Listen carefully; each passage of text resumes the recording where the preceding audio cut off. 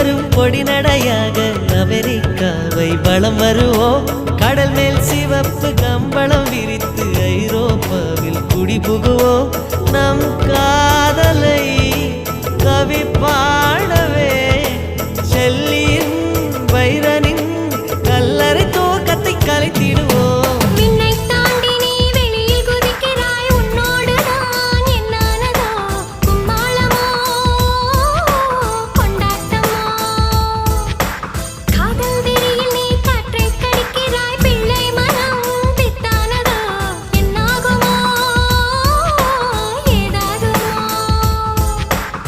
வாடை காற்றுக்கு வயசாச்சு, வாழும் பூமிக்கு வயசாச்சு.